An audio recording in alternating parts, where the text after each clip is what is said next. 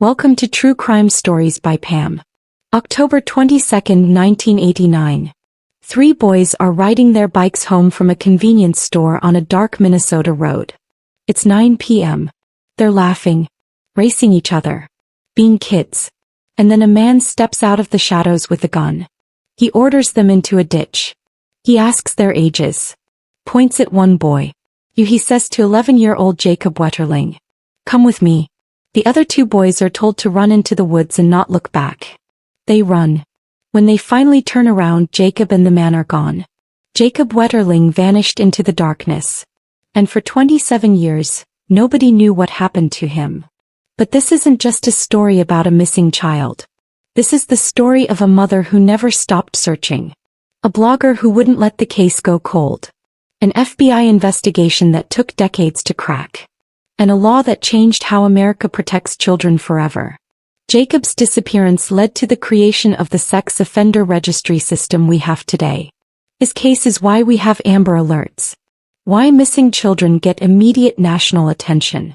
Jacob Wetterling's tragedy saved countless other children. I'm Pam. And this is the story of the boy who vanished, the 27-year search for truth, and the moment his mother finally got the answer she'd been waiting for. Stay until the end. Because the way this case finally breaks open will leave you in tears. St. Joseph, Minnesota. Population about 2,500 people. A quiet farming community about 75 miles northwest of Minneapolis. The kind of place where everyone knows everyone. Where kids ride their bikes after dark. Where parents don't worry because nothing bad ever happens here. The Wetterling family lives here. Jerry and Patty Wetterling have 4 children. Jacob is 11 years old. His older sister is Amy. His younger brother is Trevor. And there's a baby sister too. They're a close, loving family. Active in their church. Known throughout the community. October 22, 1989 is a Sunday. Jacob and Trevor want to go to the Tom Thumb convenience store to rent a video. Patty hesitates. It's getting dark. But St. Joseph is safe. The store is less than a mile away. And Jacob's friend Aaron is going with them. 3 boys together. What could go wrong? Patty says yes. Jacob, Trevor, and Aaron hop on their bikes and pedal off into the autumn evening. They're excited about the video they're going to rent. Making plans for the night. Having fun. They have no idea that in less than an hour, one of them will be gone forever. The boys arrive at Tom Thumb around 9 p.m. They pick out a video. Buy some candy. They're in the store maybe 10 minutes. Nobody notices anything unusual. No suspicious people. No cars following them. Nothing. At 9:10 p.m. Jacob, Trevor, and Aaron leave the store. They get back on their bikes. Start the ride home. It's dark now. Really dark. This is rural Minnesota. No streetlights. Just the moon and stars. The boys pedal along the side of the road. Still laughing. Still having fun. Still completely unaware that they're being watched. They're about halfway home when they notice a car behind them. It passes them. Continues down the road. Disappears. The boys don't think much of it. Just another car. They keep riding. But about half a mile from Jacob's house on a stretch of road with no houses nearby, that car returns. It stops. A man gets out. He's wearing a mask. Dark clothing. And he's holding a gun. The boys freeze. Their fun night has just turned into every parent's worst nightmare. The man points the gun at the 3 boys. Get off your bikes, he orders. Lay down in the ditch. The boys obey. They're terrified. They do exactly what he says. The man walks over to them. He shines a flashlight in their faces. How old are you? He asks. Aaron says 10. Trevor says 10. Jacob says 11. The man looks at Jacob for a long moment. Then he grabs him. You're coming with me. Jacob doesn't resist. He goes quietly. Maybe he thinks if he cooperates, nobody will get hurt. The man tells Trevor and Aaron to run into the woods. Don't look back. If you look back, I'll shoot. The 2 boys run. They crash through the woods in complete darkness. Branches hitting their faces. Feet catching on roots. They're crying. Terrified. After what feels like forever, they stop. They look back toward the road. They can't see anything. No man. No Jacob. No car. Just darkness. They run home as fast as they can. They burst into Trevor's house. Mrs. Wetterling. Mrs. Wetterling. A man took Jacob. Patty Wetterling's world stops. Her son is gone. And the nightmare that will last 27 years has just begun. At 9:32 p.m., Patty Wetterling calls 911. A man with a gun took my son. 3 boys were on bikes. He took Jacob. Please help. Within minutes, Stearns County Sheriff's deputies arrive. Trevor and Aaron give descriptions. The man was wearing a mask. Dark clothes. Maybe 5 feet 10 inches. Trevor remembers specific details. The mask had holes for eyes and mouth. The man's voice was raspy. He drove a dark sedan. Maybe a blue or black car. Every detail matters. Every second counts. In abduction cases, the first few hours are critical. Police need to find Jacob before the abductor can take him too far. Deputies flood the area. They search the woods where Jacob was taken. They set up roadblocks. They interview neighbors. Did anyone see a dark sedan? Did anyone see a man with a child? Nobody saw anything. It's like Jacob vanished into thin air. The FBI is called in. This is now a federal case. By morning, hundreds of volunteers are searching. Local police. State police. FBI agents. Volunteers with flashlights combing through fields and woods. Bloodhounds trying to pick up Jacob's scent. Helicopters with searchlights.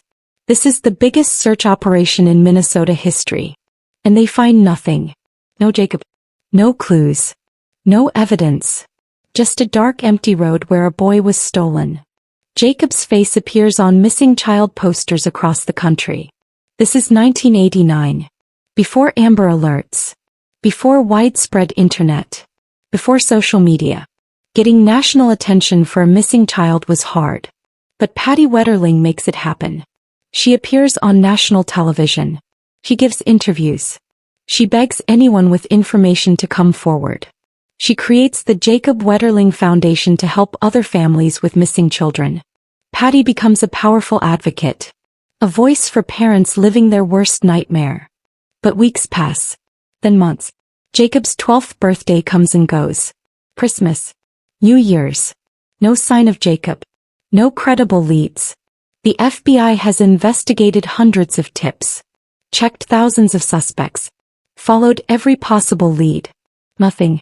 Detectives know that statistically, when a child is abducted by a stranger, if they're not found in the first few hours, the chances of finding them alive drop dramatically.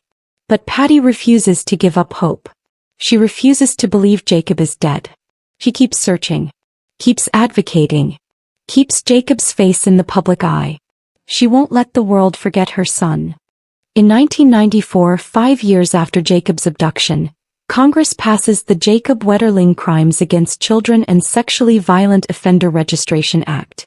This federal law requires states to create registries of sex offenders. Before this law, sex offenders could move to new towns and nobody would know about their past. They could live next to schools and playgrounds and families had no way to protect themselves. Jacob's law changed that. Now sex offenders have to register. Have to update their addresses. The public can access this information. Patty Wetterling fought for this law. She turned her tragedy into action. Into protection for other children. But passing this law doesn't bring Jacob home. The investigation continues. Detectives never give up. They keep following leads. Keep interviewing suspects. Keep hoping for a break in the case. But years turn into decades. The 1990s become the 2000s. Jacob would be in his 20s now. Then his 30s. Patty ages. Jerry ages. Trevor grows up carrying the trauma of that night. The family learns to live with the hole in their lives. But they never stop wondering. Never stop hoping. Never stop searching for answers. 2010, 21 years after Jacob's abduction. A woman named Joy Baker starts a blog called Let's Find Them. Joy is fascinated by cold cases. Missing persons cases that have gone unsolved for years. She's not a detective. Not a journalist. Just a curious person with time and determination. And she starts looking into cases around central Minnesota. That's when Joy notices something strange. There was another case. 2 years before Jacob's abduction. January 1989. A 12-year-old boy was assaulted in nearby Paynesville, Minnesota. The assault victim gave police a detailed description of his attacker. Blonde hair. About 6 feet tall. Wore a mask. The description matched the description of Jacob's abductor. But somehow nobody had connected these cases. The Paynesville assault wasn't included in Jacob's investigation file. Joy Baker can't believe this. 2 similar crimes. 2 years apart. 30 miles away from each other. How was this missed? Joy starts digging deeper. And she finds even more cases. Multiple boys assaulted in Paynesville between 1986 and 1989. All describing a similar attacker. All before Jacob was taken. Joy publishes her findings on her blog. And her blog catches the attention of someone important. John Walsh. John Walsh, the host of America's Most Wanted and later The Hunt, reads Joy Baker's blog. He's intrigued. These cases should have been connected decades ago. Why weren't they? John decides to feature Jacob Wetterling's case on The Hunt. The episode airs in 2014. 25 years after Jacob's abduction. The episode puts massive pressure on the FBI. It highlights the Paynesville connection. It shows that this case should have been solved years ago. And it works. The FBI takes another look. Serious look. At the original suspects. There had always been a person of interest in Jacob's case. A man named Danny Heinrich. He lived in Paynesville. He'd been questioned back in 1989. Police had searched his house. They found child pornography. Lots of it. But they couldn't connect him to Jacob's abduction. DNA testing wasn't advanced enough. They couldn't prove he was the man on that dark road. So Danny Heinrich was never charged with Jacob's abduction. He went to prison for the child pornography charges. Served his time. Got out. And lived quietly for decades. But in 2015 technology had advanced. And the FBI decided it was time to take another look at Danny Heinrich. 2015. Advanced DNA testing has become available. The FBI takes another look at evidence from the 1989 Paynesville assault. The 12-year-old boy from 1989. They find DNA. And they compare it to Danny Heinrich's DNA. It's a match. Danny Heinrich assaulted that boy in Paynesville in January 1989. 9 months before Jacob was taken. The FBI now has probable cause to arrest Heinrich. In October 2015, exactly 26 years after Jacob's abduction, FBI agents raid Danny Heinrich's house. They find more child pornography. Thousands of images. Heinrich is arrested. But the FBI wants more than child pornography charges. They want to know what happened to Jacob Wetterling. They interrogate Heinrich. Press him. Tell him they know he was in the area. They know about the Paynesville assaults. They know he fits the description. Heinrich stays silent. Asks for a lawyer. The FBI knows Heinrich is involved. But they still can't prove he took Jacob. They need a confession. They need him to tell them what happened. And they need to find Jacob's remains. Because after 26 years, everyone knows Jacob isn't coming home alive. The question now is, where is he? And will his family finally get closure? Federal prosecutors approach Heinrich's lawyer with a deal. Tell us what happened to Jacob. Tell us where he is. Give the Wetterling family closure.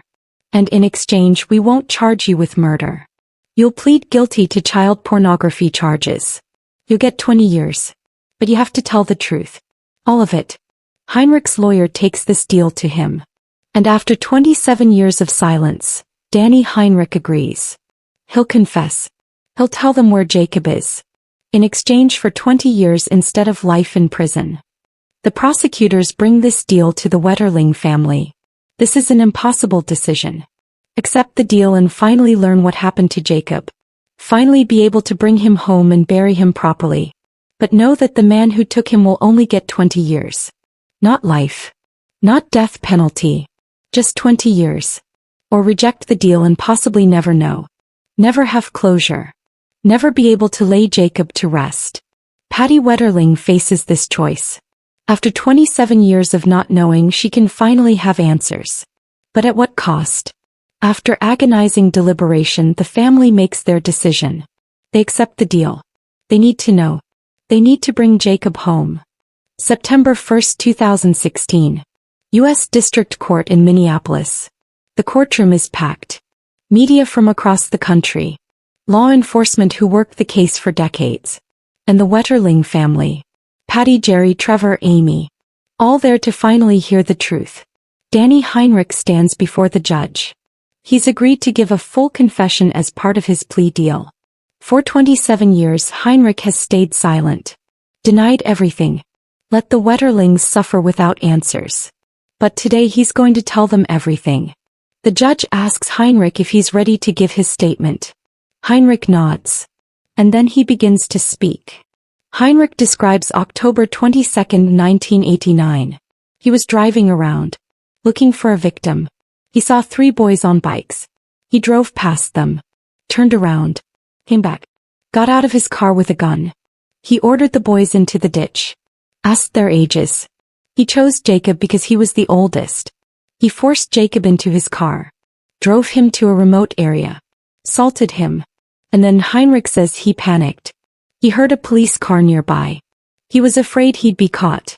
So he shot Jacob twice, killed him, buried his body in a field, and left him there for 27 years.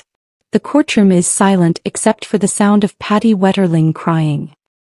As part of the plea deal, Heinrich has to lead authorities to Jacob's remains. On September 3, 2016, 2 days after his confession, Heinrich is taken to a rural area near Painesville. He directs officers to a field. Right there, he says, I buried him right there. Officers begin excavating. They dig carefully, respectfully, and they find remains. Clothing. A red hockey jacket that Patty recognizes instantly. That's Jacob's jacket. I bought him that jacket. DNA testing confirms it. These are Jacob Wetterling's remains. After 27 years, Jacob is finally coming home. The remains are transported to the medical examiner. Dental records confirm the identity. Jacob Wetterling. Taken at age 11 on October 22, 1989. His remains found on September 3, 2016. 26 years, 10 months and 12 days later. The wait is over. The search is over. Jacob has been found. But for the Wetterling family, a new kind of grief begins. The grief of knowing. The grief of confirmed loss. For 27 years there was still hope. Maybe Jacob was alive somewhere. Maybe he'd come home. Now they know for certain. Jacob died that night in 1989. He's been gone this whole time. And they'll never see him alive again. November 21, 2016. Danny Heinrich's sentencing hearing. He's pleading guilty to 25 counts of child pornography. The Jacob Wetterling murder charges have been dropped as part of the plea deal. But the judge allows victim impact statements. Patty Wetterling stands before the court. And she addresses the man who took her son. For 27 years she says, you stole our nights. You stole our sleep. You stole our ability to trust. You stole Jacob's life. And you stole our family's chance to be whole. But you didn't steal our love. We still love Jacob. We always will. And we will make sure his legacy lives on. The judge sentences Danny Heinrich to 20 years in federal prison. That's the maximum sentence for the child pornography charges. But it's not enough. Not for taking Jacob's life. Not for 27 years of lying. Not for letting the Wetterlings suffer without answers. Heinrich will be eligible for release in his 60s. He'll have a life after prison. Jacob never got that chance. Jacob never got to grow up. Never got to graduate high school. Never got to fall in love or have a career or have children. Heinrich took all of that. And he's getting 20 years. The disparity is painful. But it was the only way to get the truth. The only way to bring Jacob home. And for Patty, that closure was worth it. September 24, 2016. Jacob Wetterling's funeral is held at the Church of St. Joseph in St. Joseph, Minnesota. The same church the Wetterling family has attended for decades. The same church where they prayed for Jacob's safe return for 27 years. Now they're here to say goodbye. The service is beautiful. Heartbreaking. Full of tears and love and memories. Over 1,000 people attend. The community that searched for Jacob. The volunteers who never gave up. The law enforcement officers who worked the case for decades. All there to honor Jacob and support his family. Patty speaks at the funeral. She talks about Jacob's love of hockey. His kindness. His laughter. The way he loved his siblings. She says that Jacob will always be 11 years old to her. Frozen in time on that October night. But she also says that Jacob's legacy will live forever. That his death led to laws that protect children. That he saved countless other kids even though he couldn't save himself. Jacob is buried at St. John's Abbey Cemetery. His grave becomes a place of pilgrimage. People leave flowers. Hockey sticks. Notes. Strangers who never met Jacob but were touched by his story. He's finally home. Finally at peace. Trevor Wetterling was 10 years old when his brother was taken. He was there that night. He was one of the boys who ran into the woods. Who left Jacob behind. For 27 years Trevor carried that burden. The guilt. The what-ifs. What if I had fought? What if I had stayed with Jacob? What if I had been taken instead? Survivor's guilt is devastating. Even though Trevor did nothing wrong. Even though he was just a child following orders from a man with a gun. He still felt responsible. Trevor struggled for years. Depression. Anxiety. PTSD. He eventually became a private investigator. Some think this was his way of trying to find answers. Trying to save others since he couldn't save Jacob. When Jacob's remains were finally found, Trevor felt relief and devastation at once. Relief that the not knowing was over. Devastation that his worst fear was confirmed. Jacob died that night. There was never any hope. Trevor has spoken publicly about his experience. About living through trauma. About healing. He wants other victims to know they're not alone. That survival is possible even when the guilt tries to destroy you. Patty Wetterling could have let grief destroy her. After Jacob was taken, she could have withdrawn from the world. Hidden from the pain. But instead she fought. She created the Jacob Wetterling Foundation in 1990, less than a year after Jacob disappeared. The foundation's mission: to prevent the exploitation of children. It provided resources to families of missing children. Educated communities about child safety. Pushed for better laws and better law enforcement training. Patty traveled the country. Testified before Congress. Became a national advocate. In 1994 she successfully lobbied for the Jacob Wetterling Act. This federal law established sex offender registries. Made it harder for predators to disappear and reoffend. In 1996, Megan's Law built on Jacob's Law, requiring public notification when sex offenders move into neighborhoods. These laws have been credited with preventing countless abductions. With helping solve cold cases. With making children safer. Patty turned her personal tragedy into public protection. She couldn't save Jacob. But she saved others. And that became her life's mission. Her tribute to her son. Jacob's case also influenced the creation of the Amber Alert system.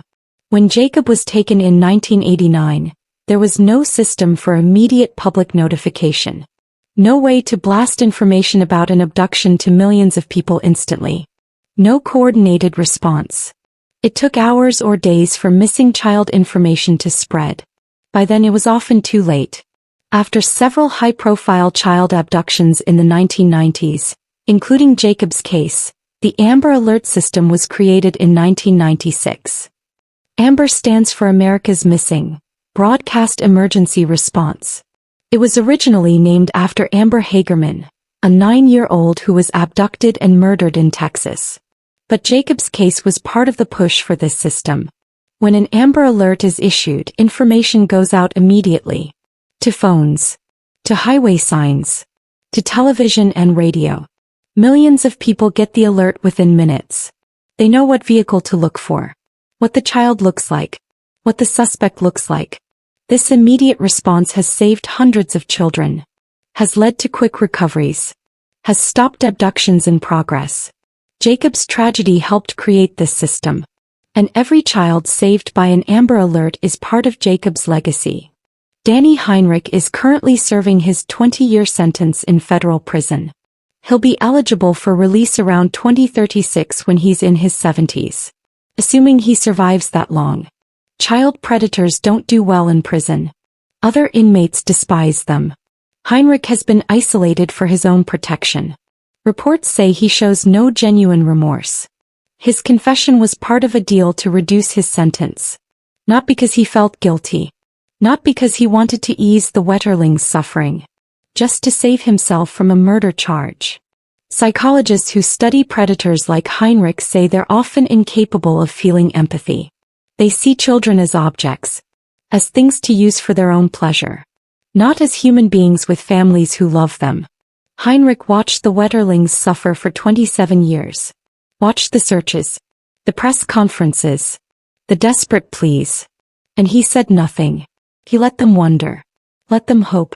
Let them torture themselves with not knowing. That's not someone who feels remorse. That's someone who only cares about himself. When Heinrich is finally released, if he survives his sentence, he'll be a registered sex offender for life. Monitored. Tracked. Never free from the consequences of his actions. That's the closest thing to justice Jacob's family will ever get. Joy Baker, the blogger who connected the Painesville cases to Jacob's abduction, didn't get much national recognition. He wasn't a detective. Wasn't law enforcement. Just a citizen who cared. Who asked questions. Who wouldn't let these cold cases stay cold. But her work was crucial. Without Joy connecting those dots, without her putting pressure on the FBI through her blog and through John Walsh's show, Danny Heinrich might never have been caught. Jacob's remains might never have been found. The Wetterlings might still be wondering. Joy's story shows the power of citizen investigation. Of people refusing to let cases go unsolved just because time has passed. There are thousands of cold cases in America. Thousands of families waiting for answers. And sometimes the person who cracks the case isn't a professional detective. Someone like Joy. Someone curious. Persistent. Willing to dig through old files and make connections others missed. Joy Baker gave the Wetterling family closure. She helped solve one of the most famous missing child cases in American history. And she did it from her computer, writing a blog, refusing to let Jacob be forgotten. The hard truth is that Jacob's case should have been solved decades earlier. The Painesville assaults should have been connected to Jacob's abduction immediately. They happened in the same area. Had similar descriptions. Similar MO. But different jurisdictions didn't communicate well. Small-town police departments didn't have the resources or training to connect cases across county lines. The FBI was involved, but even they missed connections. Danny Heinrich was questioned in 1989. His house was searched. Child pornography was found. But they couldn't link him to Jacob definitively. So he was charged with lesser crimes. Served time. Got out. And the investigation moved on to other suspects. If Joy Baker could connect these cases by reading old reports on her computer, why couldn't law enforcement in 1989? The answer is complicated. Technology wasn't as advanced. Databases weren't interconnected. Communication between agencies was poor. Resources were limited. But those explanations don't ease the pain. Don't change the fact that Jacob's family suffered for 27 years when maybe, just maybe, they didn't have to. The case exposed massive flaws in how missing children investigations were handled. And those flaws led to changes. Better training. Better databases. Better coordination. Jacob's case improved the system. But it came at a terrible price. Danny Heinrich didn't just hurt Jacob. He hurt many children. The Painesville assaults. The child pornography. The years of predatory behavior. Each of those victims carries trauma. Each of those families was affected. Some victims came forward after Heinrich's arrest. Told their stories. Described what he did to them. Some are still dealing with the psychological damage. Still in therapy. Still struggling with trust and relationships and the normal developmental experiences that Heinrich stole from them. This is the ripple effect of predators. One person's actions destroy multiple lives. Jacob's death. His family's suffering. Trevor's guilt. The assault victims in Painesville. All of them are Heinrich's victims. All of them carry scars. Some visible. Some invisible. When we talk about protecting children, we're not being overprotective. We're acknowledging that predators like Heinrich exist, that they hunt children, that they destroy innocence, and that we have a responsibility to do everything in our power to stop them. Jacob's Law. Amber Alerts. Sex offender registries. These aren't perfect, but they're tools. Weapons against people like Danny Heinrich. And we owe it to Jacob and all the other victims to use those tools. St. Joseph, Minnesota was never the same after October 22, 1989. The small town that prided itself on safety, where kids could ride bikes after dark, lost that innocence. Parents became more protective, more paranoid. Kids lost some of their freedom. The community was traumatized. For 27 years they lived with the mystery, the fear, the guilt. How did this happen here? How did nobody see anything? How did Heinrich take Jacob and disappear without anyone noticing? When Jacob's remains were found, the community grieved together. They'd held on to hope for so long. Hope that maybe Jacob was alive somewhere. Maybe he'd been taken by someone who raised him as their own. Maybe he didn't remember his real family but was living a happy life. Finding his remains destroyed that hope. But it also brought a strange kind of peace. The not knowing was over. St. Joseph could finally grieve properly. Could finally say goodbye. The community held vigils. Wore yellow ribbons, Jacob's color. Created memorials. Jacob's name is everywhere in St. Joseph. Streets. Parks. Buildings. He'll never be forgotten in the town that lost him. Jacob's sister Amy was 13 when he was taken. She lived through her teenage years and 20s with a missing brother. With parents consumed by grief and advocacy. With a household that could never quite be normal. Amy has spoken about how Jacob's abduction affected her. How she carried fear. How every time the phone rang she wondered if it was news about Jacob. How she felt guilty for living her life while Jacob was gone. For graduating. For getting married. For having children. For experiencing all the things Jacob never got to experience. When Jacob's remains were found, Amy said she felt relief and sadness. Relief that her parents finally had answers. That the family could move forward. But sadness for the loss confirmed. For the childhood memories that would never be made. For the brother she'd never see again. Amy has become an advocate like her mother. She works to protect children. To honor Jacob's memory. To make sure his death meant something. The Wetterling siblings, Amy and Trevor and the younger sister, all carry Jacob with them. In their advocacy. In their choices. In how they raise their own children. Jacob's loss shaped who they became. The Jacob Wetterling Resource Center, evolved from the original foundation, continues its work today. It's now part of the National Center for Missing and Exploited Children. But Jacob's name remains attached to programs that protect kids. That educate families. That train law enforcement. The foundation provides resources for families dealing with missing children. Offers therapy. Connects families with each other so they don't feel alone. Lobbies for better laws. Pushes for more funding for investigations. Patty Wetterling remains involved, though she's passed leadership to others. She speaks at events. Shares Jacob's story. Reminds people why this work matters. Every child who comes home because of an Amber Alert. Every predator caught because of the sex offender registry. Every family that gets closure because law enforcement has better training and tools. That's Jacob's legacy. He died at 11 years old. But his impact has saved countless children. Has prevented countless families from experiencing what the Wetterlings went through. In that way, Jacob is still here. Still protecting children. Still making the world safer. Before Jacob Wetterling, missing children cases were handled very differently. Local jurisdictions worked in isolation. There was no national database. No coordinated response. No immediate alert system. If a child went missing, it could take days for information to spread beyond the local area. Families had to create their own posters. Make their own calls. Organize their own searches. Law enforcement helped, but there was no standardized protocol. No national priority. After Jacob, everything changed. The Jacob Wetterling Act created accountability. required states to track sex offenders, made it harder for predators to move undetected.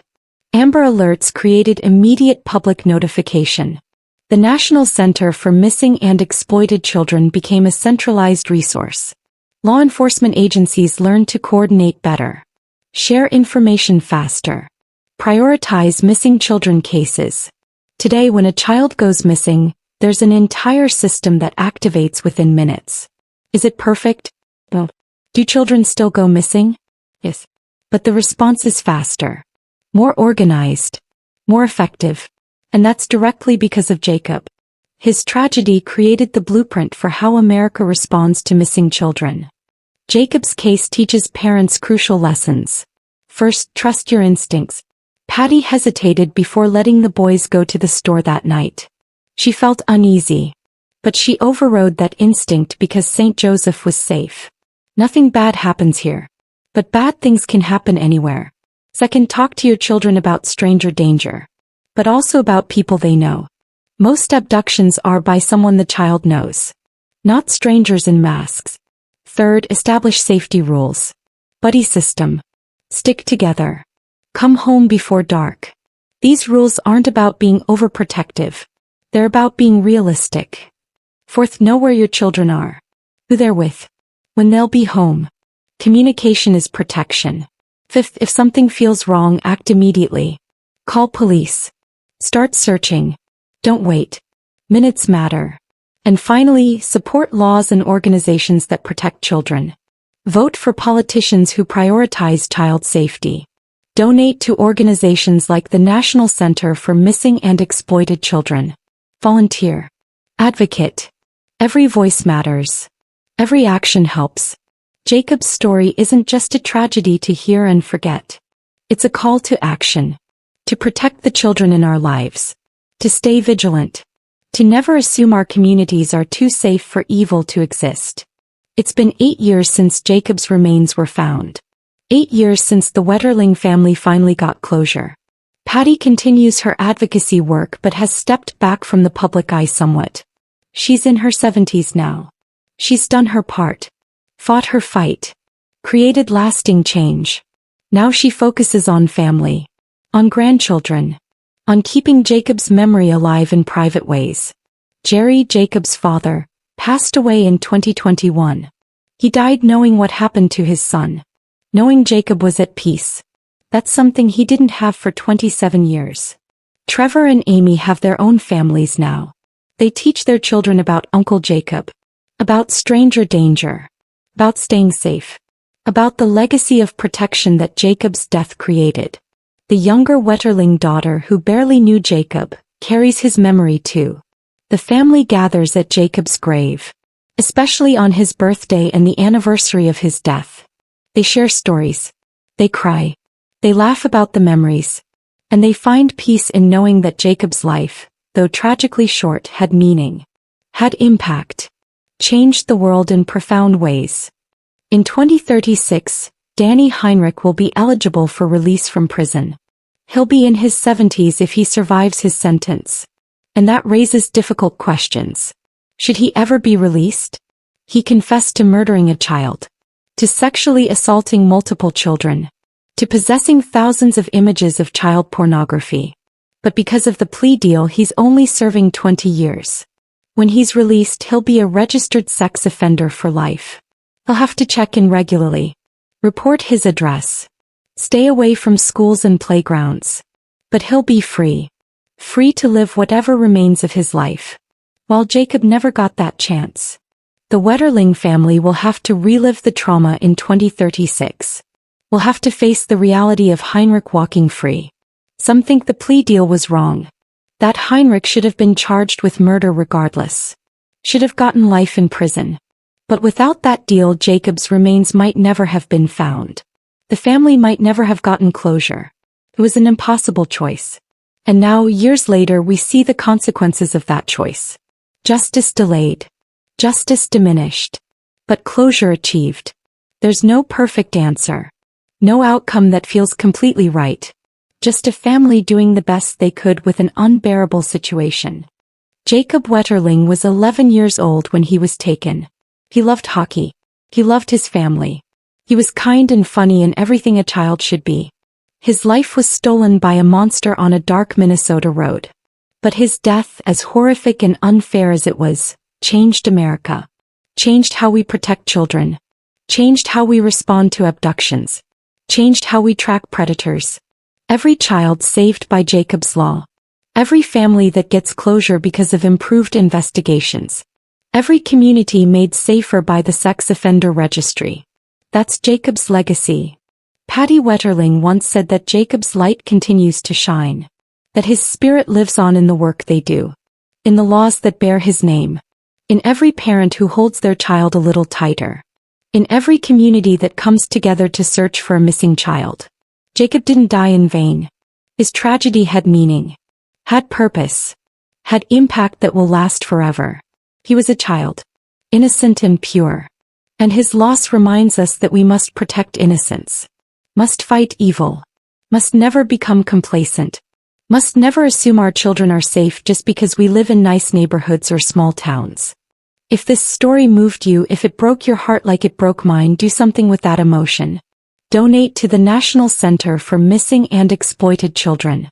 Support organizations that fight child exploitation. Volunteer in your community. Talk to your children about safety. Report suspicious behavior.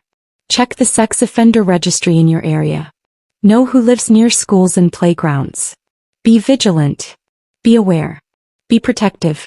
Because Jacob can't be protected anymore. But other children can be. And we owe it to Jacob's memory to do everything in our power to keep them safe. Hit that like button for Jacob Wetterling. Subscribe to True Crime Stories by Pam to hear more cases that change the world. Share this video so people remember Jacob and understand why child protection laws matter. And leave a comment. Tell me about safety rules you have with your children. Or share how Jacob's story has impacted you. Thank you for watching. Thank you for caring. Thank you for remembering. I'm Pam. And Jacob, wherever you are, I hope you know your light still shines. Your legacy lives on. You saved countless children even though we couldn't save you. Rest in peace, Jacob Wetterling. You'll never be forgotten. And remember, the truth always comes out. Always.